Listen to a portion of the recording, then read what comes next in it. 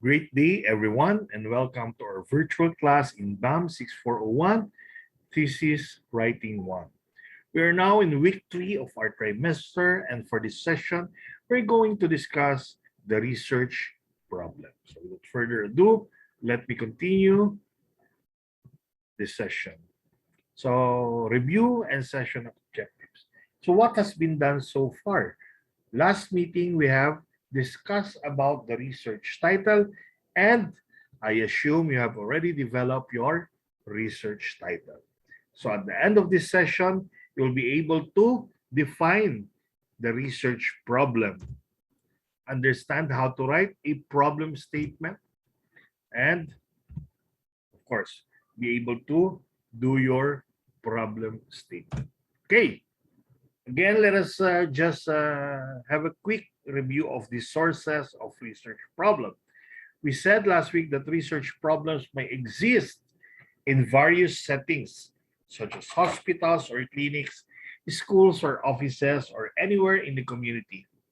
Research problems are commonly found in places where there is a feeling of discomfort, perceived difficulties in the management and leadership system, a gap between theory and the practice, daily experiences of a person that require further inquiry, especially if improvements are desired, and a procedure that requires technologically advanced equipment which need to function properly.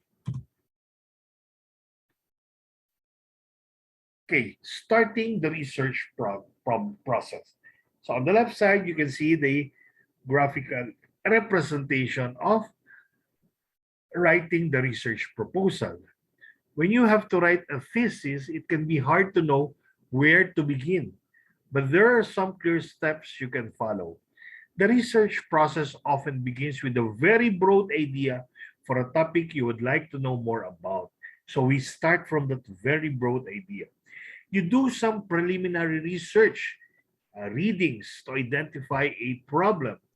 You do some after refining your research questions, you can lay out the foundations of your research design, leading to a proposal that outlines your ideas and plans. So this session takes you to the first 5 steps of the research process, helping you narrow down your ideas and build up a strong foundation for your research project. Now, how do we define the research problem? A research problem is a specific issue, a difficulty, a contradiction, or gap in knowledge that you will aim to address in your research. So you might look for practical problems aimed at contributing to change or theoretical problems aimed at expanding knowledge. So dalawa yan, ha? Isang practical, isang theoretical problems. Bear in mind that some research will do both of these things, but usually the research problem focuses on one or the other. The type of research problem you choose depends on your broad topic of interest and the type of research you want to do. So this article, this session helps you identify and refine a research problem. When writing your research proposal or introduction, you will have to formulate it as a problem statement or research question. So why is the research problem important? Your topic is interesting and you have lots to say about it, but this isn't a strong enough basis for academic research. Without a well-defined research problem, you are likely to end up with an unfocused and unmanageable project. So you might end up repeating what other people have already said, trying to say too much, or doing research without a clear purpose and justification.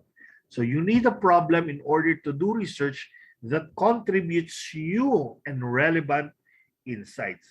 So whether you're planning your thesis, starting a research paper, or writing a research proposal, the research problem is the first step towards knowing exactly what you will do and why. So here are the steps to define the research problem. Number one, step one, Identify a broad problem area. As you discuss and read about your topic, look for underexplored aspects and areas of concern, conflict, or controversy. Your goal is to find a gap that your research project can fill. So, practical research problem. If you are doing practical research, which most of the undergraduate thesis in business are practical research, you can identify a problem by reading reports, following up on previous research, and talking to people who work in the relevant field or organization. You might look for issues with performance or efficiency in an organization, processes that could be improved in an institution, areas of concern among practitioners in a field, difficulties faced by specific groups of people in society. There. These are, you have to identify a broad problem area. Examples of practical research problem. Voter turnout in Region X has been decreasing in contrast to the rest of the country. So, one sentence, the problem has been identified. So, voter turnout in Region X has been decreasing in contrast to the rest of the country. Next, Department A of Company B has a high staff turnover rate, affecting productivity and team cohesion. Again, this is an answer to the question, what is the problem? So, in designing your research problem, you also ask yourselves, what is the problem really? So, now, for this topic, what is the problem? Department A of Company B has a high staff turnover rate, affecting productivity and team cohesion. So, it says here, what is the problem and its effect. Number 3 example, nonprofit organization Y faces a funding gap. That means some of its programs will have to be cut. So what is the problem? Funding gap. Meaning, nababawasan na ang kanilang finances, ang kanilang funds. So, nagsasuffer yung ibang programs. So, clearly, define the research problem in one sentence, clear and concise. And that is how to define a research problem. In terms of theoretical research problem, theoretical research focuses on expanding knowledge and understanding rather than directly contributing to change. Anong knowledge, sir? Tsaka anong understanding? About the business concepts, about the marketing theories, about the management theories. Baka pwede tayong magdagdag doon sa knowledge, sa body of knowledge.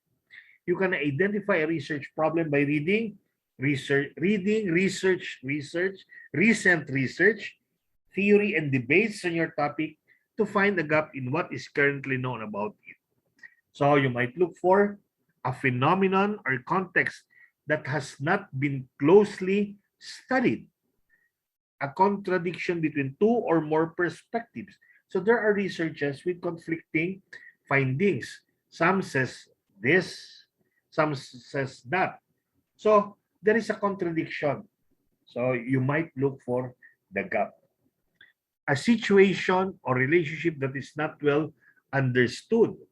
A troubling question that has yet to be resolved. Theoretical problems often have practical consequences, but they are not focused on solving an immediate issue in a specific place, though you might take a case study approach to the research.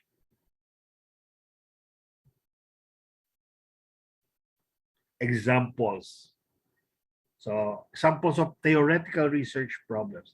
The effects of long-term vitamin D deficiency on cardiovascular health are not well understood. So, talagang more on theory ito. O siguro nutrition, on medicine, or pharmaceutical, on pharmacy. Yan.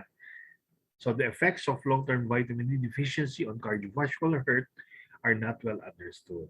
Next, the relationship between gender, race, and income inequality has yet to be closely studied in the context of the millennial gig economy.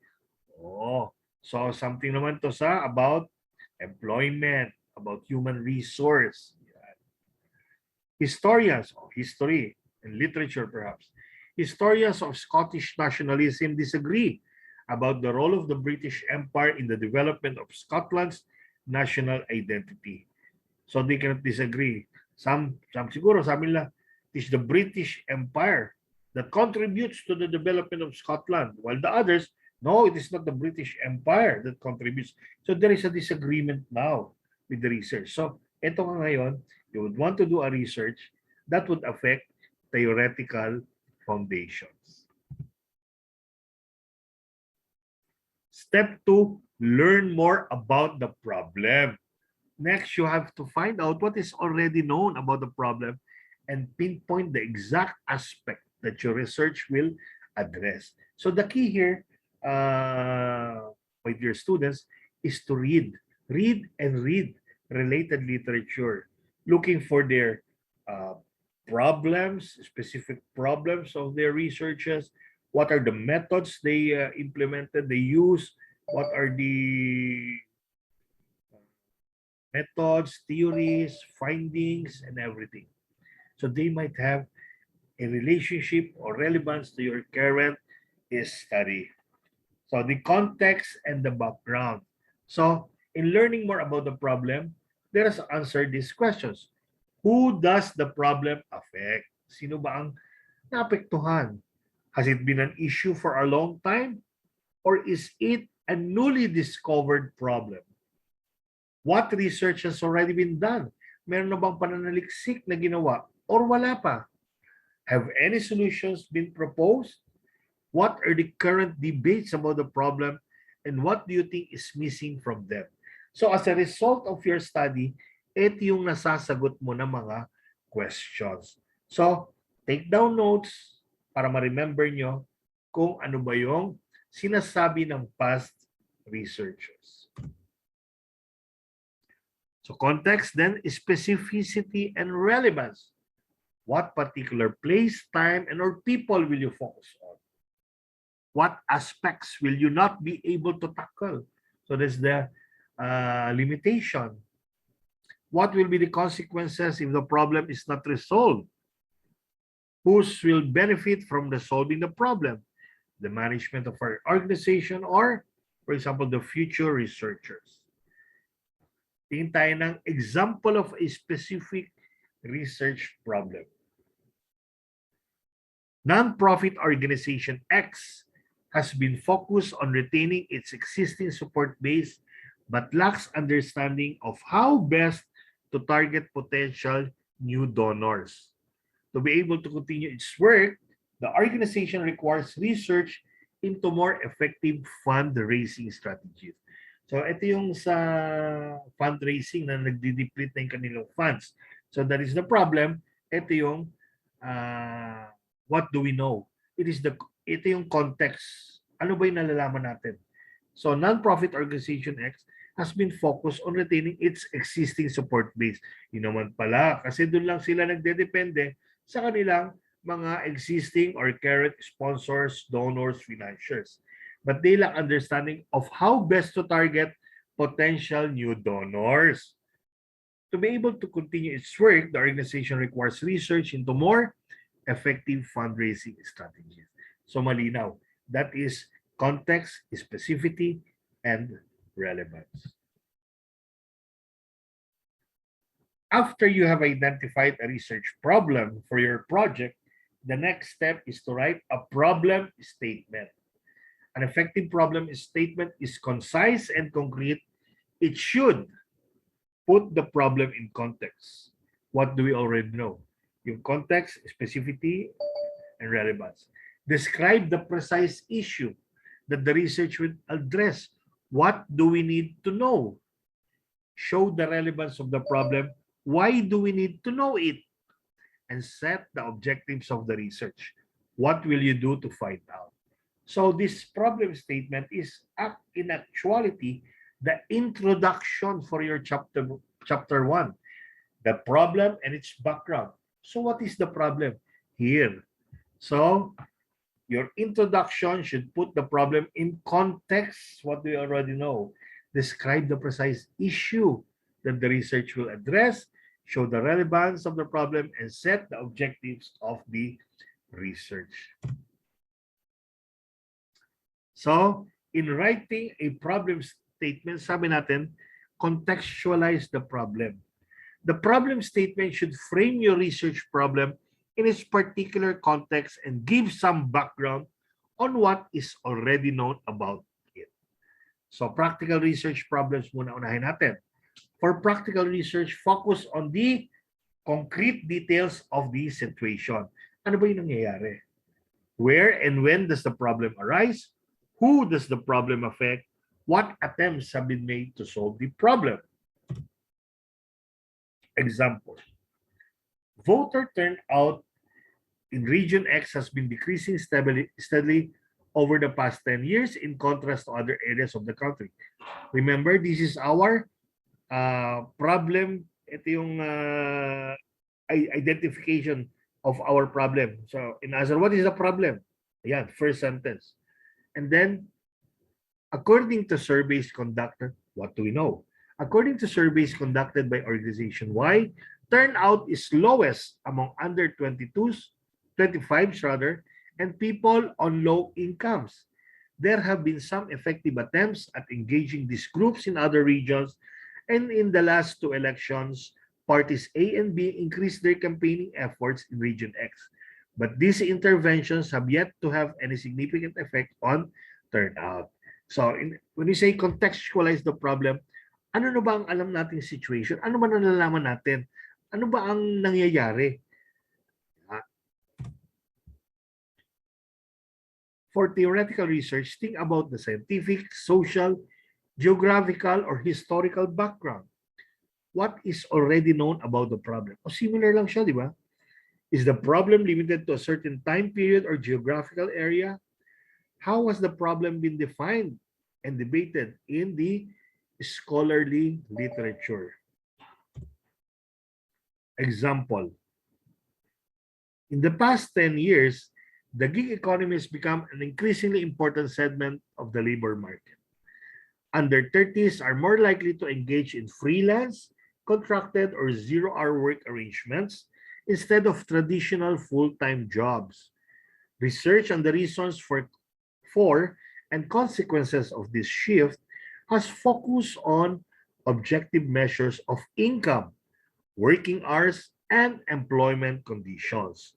But there has been little work exploring young people's subjective experiences of the gig economy. Yan. So this is contextualizing this theoretical problem statement, or the problem is pertaining to theory on employment. Okay, so in the past 10 years, it explains here the problem itself and what is known about the problem. So who are affected? Under 30s are more likely to engage in freelance. It also defined what is a gig economy. Freelance, contracted, or zero-hour work arrangements instead of traditional full-time jobs. Are there researches already undertaken? Yes. Research on the reasons for and consequences of disease has focused on ito yung mga topics, ito yung mga focus ng mga nabasa ng available na past researches. Measures of income, working hours, employment conditions. So what has not yet been studied? However, there has been little work exploring young people's subjective experiences of the gig economy. So yung kanilang subjective experiences. So in one paragraph, we contextualize the problem. Show why it matters. The problem statement should also address the relevance of the research. Why is it important that the problem is solved? This doesn't mean you have to do something groundbreaking or world-changing. It is more important that the problem is researchable, feasible, and clearly addresses a relevant issue in your field. Okay, Practical research problems. Practical research is directly relevant to a specific problem that affects an organization, an institution, a social group, or society more broadly. To make it clear why your research problem matters, you can ask yourself, what will happen if the problem is not solved? Remember, there are people who are affected. What will happen if the problem is not solved? Who will feel the consequences? Does the problem have wider relevance? For example, are similar issues found in other contexts? Show why it matters. Example, low voter turnout has been shown to have negative association with social cohesion and civic engagement, and is becoming an area of increasing concern in many European democracies. Okay, so why does it matter? What will happen? What is the implication? Okay, so because sabi dito, it has shown to have negative associations with social cohesion and civic engagement, and thus becoming an area of increasing concern in many European democracies. Moving further, when specific groups of citizens lack political representation, they are likely to become more excluded over time kasi wala silang representation, di sila nakaboto. So, sooner or later, may-exclude sila over time, leading to an erosion of trust in democratic institutions. Addressing this problem would have practical benefits for Region X and contribute to understanding of this widespread phenomenon. So show why it matters.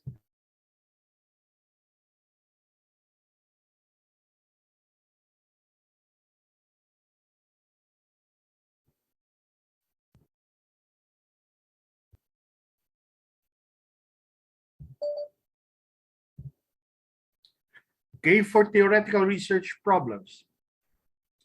Sometimes theoretical issues have clear practical consequences, but sometimes their relevance is less immediately obvious. To identify why the problem matters, ask yourselves, how will resolving the problem advance understanding of the topic?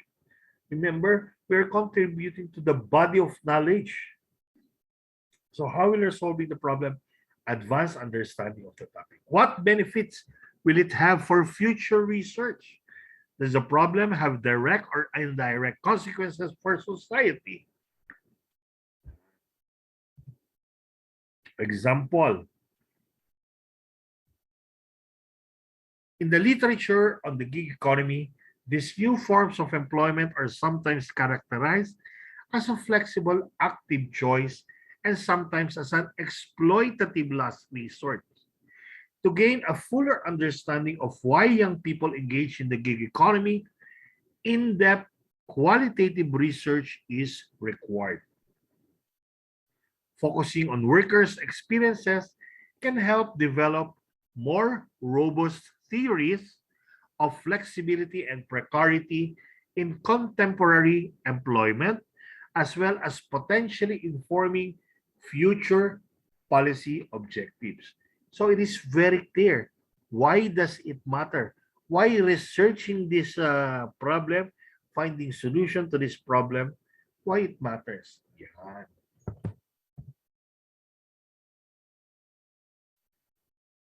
And then set your aims and objectives. Finally, the problem statement should frame how you intend to address the problem. Your goal should not be to find a conclusive solution, but to seek out the reasons behind the problem and propose more effective approaches to tackling or understanding it. The aim is the overall purpose of your research.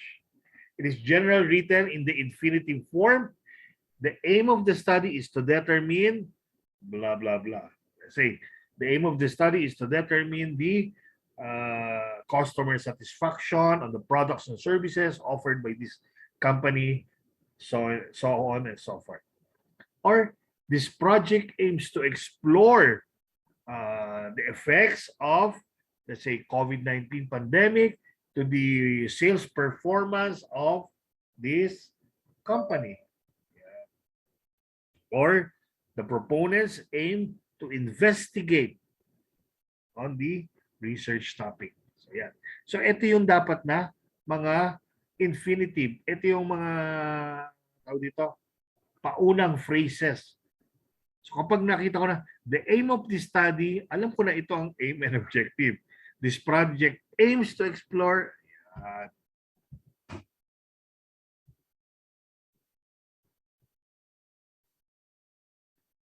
so finally, okay, the objectives are the concrete steps you will take to achieve the aim. So qualitative methods will be used to identify, so on and so forth. So the proponent will use surveys to collect data that will answer, that will determine, so on and so forth. Using statistical analysis, the research will measure, blah, blah, blah. Okay? So these are the infinitives for setting your aims and objectives. So, ito ang aims, ito ang objectives. Sabihin nyo kung quantitative or qualitative method ang gagamitin. Sabihin nyo rin anong gagamitin yung data gathering tools, survey, or interview, focus group description. And anong gagamitin nyo na how to analyze the data.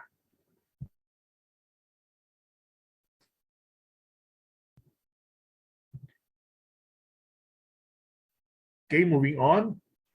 Let's see. Practical research aims and objective. The aim of this research is to investigate effective engagement strategies to increase voter turnout in Region X. It will identify the most significant factors in non-voting through surveys and interviews and conduct experiments to measure the effectiveness of different strategies. Ayan. Clear ang aim and objective. Tingnan mo natin sa theoretical research aims and objective. This project aims to better understand young people's experiences in the gig economy. Qualitative methods will be used to gain in-depth insights into the motivations and perceptions of under-30s engaged in freelance and zero-hour work across various industries. This data will be contextualized with a review of recent literature on the gig economy and statistical analysis of demographic changes in the workforce. So again, the requisites for the contents of the aims and objectives are present, clear, understandable by the readers. So let us put everything together.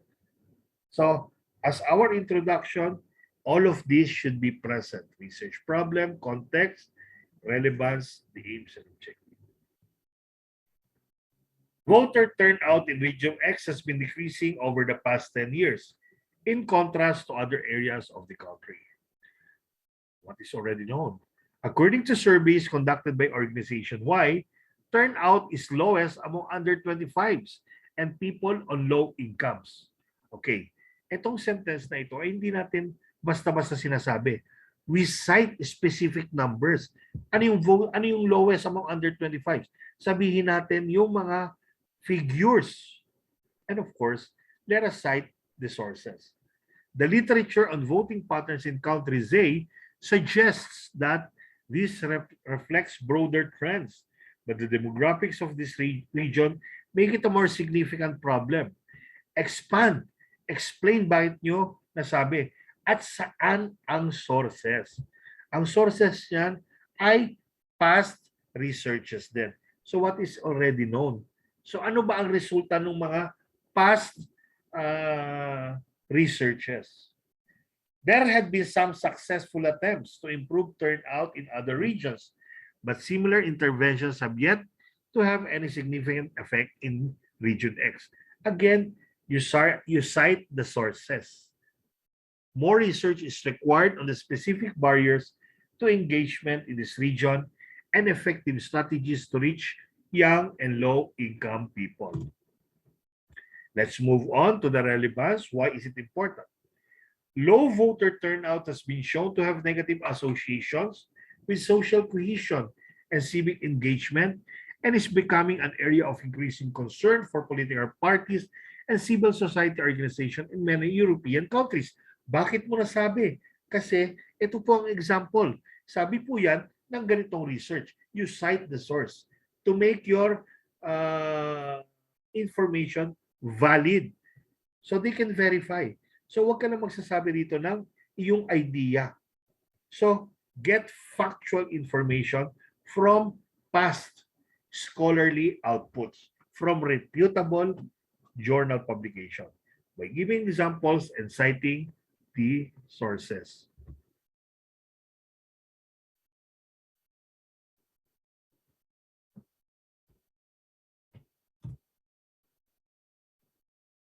Okay.